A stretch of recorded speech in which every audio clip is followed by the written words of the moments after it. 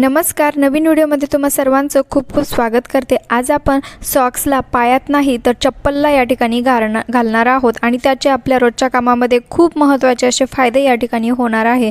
तर ते जाणून घेण्यासाठी व्हिडिओला शेवटपर्यंत बघा आणि त्याचबरोबर मी काही महत्त्वाचे युजफुल टिप्स आणि ट्रिक्स देखील तुमच्यासोबत शेअर करणार आहे, ज्या की तुमच्या रोजच्या कामामध्ये खूप कामी या ठिकाणी येऊ शकतात। त्यामुळे व्हिडिओला शेवटपर्यंत बघा आणि आवडल्यास आपल्या मित्रपरिवारास व्हिडिओ शेअर करायला विसरू नका। तर या ठिकाणी आपली पहिली आणि महत्त्वाची जी टिप्स होणार आहे ती म्हणजे पेनचे जे टोपण असतात त्यासाठी होणार आहे। आता पेन संपला की आपण हे जे टोपण असतात ते असेच फेकून देतो, परंतु याला बिलकुल फेकून द्यायचं नाही आहे। आपण याचा अगदी नव्यासारखा रोजच्या कामामध्ये उपयोग या ठिकाणी करणार आहोत। तर बघू शकतात आपण बऱ्याचदा काय करतो, हळदीचे पुडे किंवा जिरे किंवा बिस्किट किंवा कुरकुरे असे पॅकेट जे असतात ते अर्ध संपतात आणि अर्ध आपण असंच कुठेतरी ठेवून देतो। त्यामुळे काय होतं की त्यातल्या वस्तू इकडे तिकडे सांडतात आणि पूर्ण डब्यात जर ठेवलं हळदीचं जर पॅकेट तर डब्यात देखील पूर्ण हळद सांडते। तर बघू शकतात अशा प्रकारे आपल्याला वरच्या साईडला जो अर्धा पुडा संपलेला असतो त्या ठिकाणी असं फोल्ड करून घ्यायचा आहे आणि जो पेनचं टोपण असतं ते अशा प्रकारे या ठिकाणी अडकून ठेवायचं आहे। अगदी एअरटाईट ही पिशवी या ठिकाणी तयार होते। अशा प्रकारे तुम्ही लहान मुलांचे जे बिस्किटचे पॅकेट किंवा कुरकुऱ्याचे पॅकेट देखील पॅक करू शकतात आणि तुम्ही एरवी जे हे पेनचे टोपण असतात ते फेकूनच देतात, परंतु तुम्ही जर अशा प्रकारे त्याचा रियूज केला तर नक्कीच तुमचे घर देखील ऑर्गनाइज राहील आणि पैशाची देखील या ठिकाणी बचत होईल। आय होप की तुम्हाला ही ट्रिक आवडली असेल आणि आवडली जर असेल तर आपल्या मित्रपरिवारास देखील ट्रिकला शेअर नक्की करा। त्यानंतरची आपली दुसरी आणि महत्त्वाची जी टिप्स होणार आहे ती म्हणजे अशा प्रकारच्या कात्रीसाठी किंवा चाकूसाठी। आता कातर किंवा चाकू आपण रोजच वापरतो, परंतु काय होतं की कधी आपण काही गोष्टी अशाच ठेवून दिलेल्या असतात आणि त्याला नंतर काय होतं की गंज चढतो आणि तो काढायला गेला की तो निघत देखील नाही किंवा जी वस्तू असते आपली ती देखील चांगली दिसत नाहीत, खूप खराब दिसते। परंतु ही अगदी सोप्या पद्धतीने आपण जो कात्रेला लागलेला किंवा चाकूला लागलेला जो गंज आहे तो या ठिकाणी कसा काढायचा ते बघणार आहोत। त्यासाठी आपल्याला घ्यायचं आहे व्हाईटवालं कोलगेट या ठिकाणी घ्यायचं आहे आणि कोलगेट हे आपल्याला व्हाईटच वापरायचं आहे। रेडवालं कोलगेट किंवा इतर कुठलं कोलगेट जर तुमच्याकडे असेल तर ते बिलकुल वापरायचं नाही आहे। अशा व्हाईट जे कोलगेट असतं तेच आपल्याला या ठिकाणी घ्यायचं आहे आणि व्हाईट कोलगेट क्लिनिंगचं खूप महत्त्वाचं या ठिकाणी काम करतं।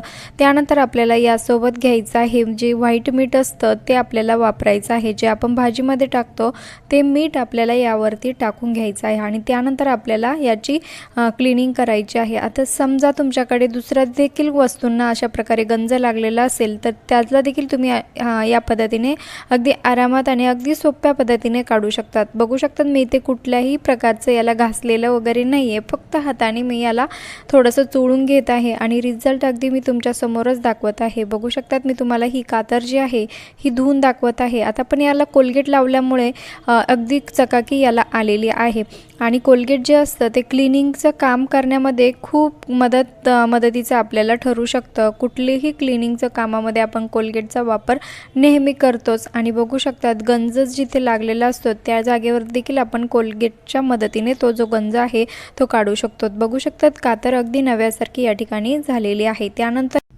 जे कोणी चॅनलवरती नवीन असाल त्यांनी प्लीज चॅनलला सबस्क्राईब करा, कारण मी नेहमीच असे युजफुल व्हिडिओ घेऊन येत असते। त्यानंतरची आपली दुसरी आणि महत्त्वाची जी टिप्स होणार आहे ती म्हणजे चप्पल आणि सॉक्ससाठी। आता आपण जे सॉक्स असतं ते असंच पायामध्ये घालतो, परंतु त्याला असं न वापरता आपण अगदी ट्रिक वापरून या ठिकाणी जर वापरलं तर तुम्हाला नक्कीच थंडीपासून या ठिकाणी पायांना सुरक्षा मिळेल। बघू शकतात आता थंडी खूप वाढलेली आहे आणि अशा वेळेस काय होतं की आपण सॉक्सला असं जर घातलं डायरेक्टली तर तरीही आपल्या पायांना खाली फरचीवरती गारवा लागतो। काही महिलांना सकाळी उठून खूप सर्व कामे करावी लागतात, तर अशा वेळेस तुम्ही बघू शकतात एक स्लीपर तुम्हाला घ्यायची आहे। ती सुरुवातीला आपल्याला पायात घालून घ्यायची आहे आणि त्यानंतर आपल्याला त्यावरती असं सॉक्स या ठिकाणी घालायचं आहे।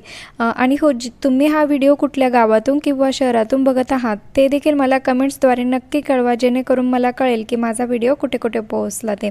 अशा प्रकारे आपण जर चप्पल पहिले घातली आणि त्यानंतर जर त्यावरती सॉक्स घातलं तर यापासून दोन फायदे होऊ होतील. आपला तळवा जो आहे पायाचा त्याला जास्त गारवा लागणार नाही, कारण आपण चप्पल घातलेली आहे आणि वरतून जो भाग आहे सॉक्स घातल्यामुळे तो देखील झाकून जाईल आणि वरचा भाग देखील आपल्याला थंड होणार नाही. आपल्या पायांना अगदी गरम वाटेल आणि बिलकुल थंडी वाजणार नाहीत. थंडीच्या दिवसामध्ये खूप सकाळी उठून आपल्याला घरातील कामे करावी लागतात. अशा वेळेस तुम्ही ही ट्रिक नक्की वापरून बघा. काही घरांमध्ये काय होतं की किचनमध्ये चप्पल घातलेली चालत नाही, तर तुम्ही अशा वेळेस देखील ही ट्रिक वापरू शकतात.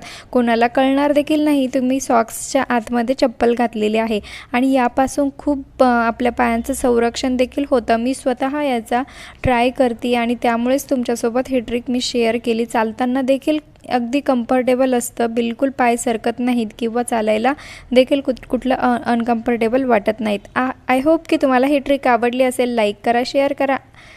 धन्यवाद.